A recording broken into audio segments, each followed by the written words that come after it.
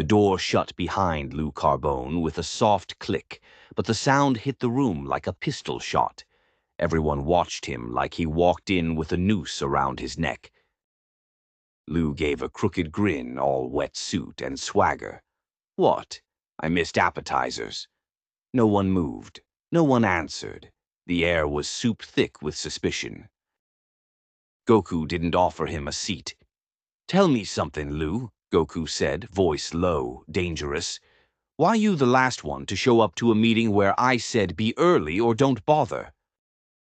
Lou ran a hand through his wet hair, water dripping onto the polished floor.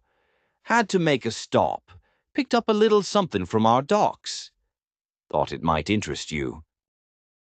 He pulled a flash drive from his pocket and set it gently on the table, like it was made of glass or TNT.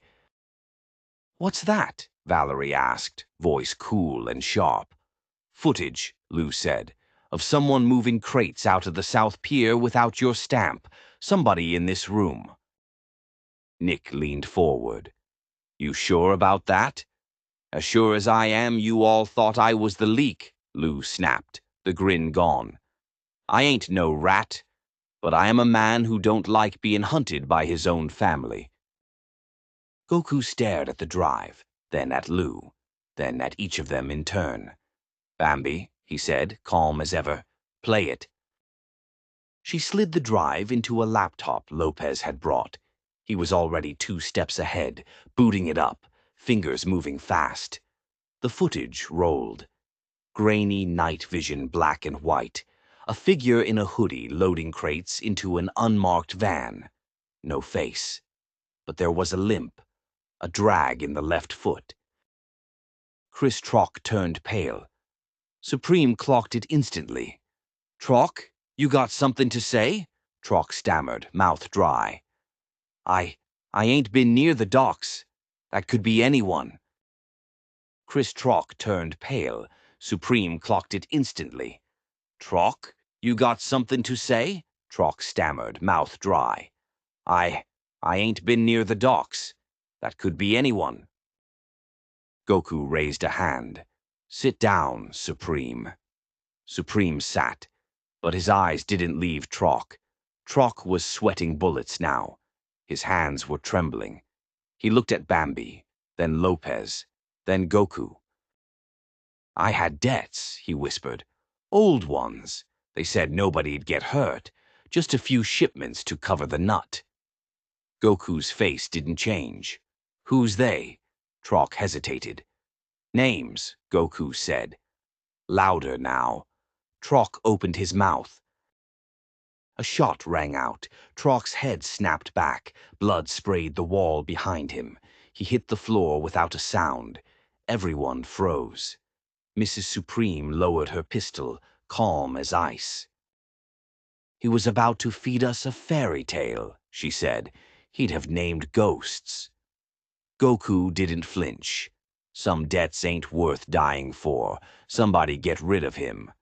Nick stood, wiped his mouth with a napkin like he'd just finished lunch, and nodded to one of the guys by the door. Trock's body was gone in under a minute. Goku leaned back. "Now! That was a crack in the dam. I want the flood. I want every name tied to that leak. I want every hand that touched those crates. And if I find out anyone else at this table knew and said nothing..." He looked around the table, eyes like razors. "You won't get the luxury of a quick one like Trock." Bambi's stomach turned, not from the blood.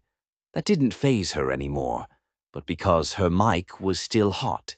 And somewhere in a van outside, Caden was listening to all of it. She reached under the table and clicked it off. Then she met Lopez's eyes. "We're running out of time." Later that night, in a motel 2 exits past the city line, Harlow Blonde pinned new photos to her corkboard. Trock's face got an X. Lou's got a circle. And next to Bambi's, a question mark. She poured herself a drink and muttered, "This is gonna blow." She wasn't wrong, because by morning another body would be floating in the river. And the real traitor, still sitting pretty in the dark. The sun rose over the city like an afterthought, a dim orange smear on a skyline that hadn't slept. Sirens played a low lullaby to anyone still hanging on, and down at Pier 39, the river gave up what it couldn't hold any longer. It was Trock's runner, Danny Strick, hands zip-tied, throat slit, and a brick tied to his ankle like a calling card.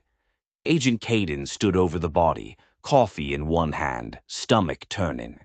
Next to him, Special ADA Ian Wilson jotted notes in silence. "This was a message," Caden said flatly. "No," Wilson corrected. "This was a warning. Someone just shut the door on whatever trail Trock might have left." Back at La Tavola Nera, Goku D'Angelo paced the private office like a caged lion. Valerie sat in the corner, legs crossed, cool as a glass of bourbon. Nick stood by the window, arms folded, watching traffic and maybe his own conscience. "You think this ends with Trock?" Goku asked. "If it does, we're lucky," Valerie replied. "But rats never travel solo." Goku stopped pacing, lit another cigar. The smoke curled around him like a noose with patience. "I want eyes on Lou," he said. "He dropped that drive too easy. Either he's clean or he's making a play." Across town, in Bambi Palermo's apartment, the atmosphere was war-ready. She stood over the kitchen table with a blueprint of the docks, red markings circling key routes. Lopez poured black coffee behind her, the silence between them thick enough to cut. "You really think it goes beyond Trock?" Lopez asked. "I think Trock was just a pawn in someone else's endgame," she said. "You think it's Lou?" She paused. "I think Lou's scared, and scared men make dangerous decisions." Lopez sipped his coffee, watching her with that old fire. "What do we do next?" Bambi looked up. "We get ahead of it, before Goku finds out about the wire, before the next body floats." Meanwhile, Harlow Blonde stood on the roof of an abandoned building, looking down at a nondescript black SUV parked 3 blocks from Goku's strip club. Inside, a man in a gray coat was taking pictures. She lifted her camera, zoomed in, snapped one clean shot. Same guy outside Caden's office last week. She grinned. "Gotcha." And just like that, the pieces started moving again. The board reset. But the blood was still there. And this time, it wasn't gonna wash off so easy. Next time on Neon Noir, Goku D'Angelo's got blood on his shoes and doubt in his crew. With Trock gone and whispers circling like vultures, the question ain't if there's another traitor, it's who pulled the strings. Did Valerie D'Angelo set up her husband's oldest ally to keep her own secrets safe? Is Nick Decaprilli just a soldier, or the next Judas in silk? And what about Bambi, still undercover, or finally gone native? One thing's for sure, the game just changed. And in episode 12, the bodies won't be the only things buried.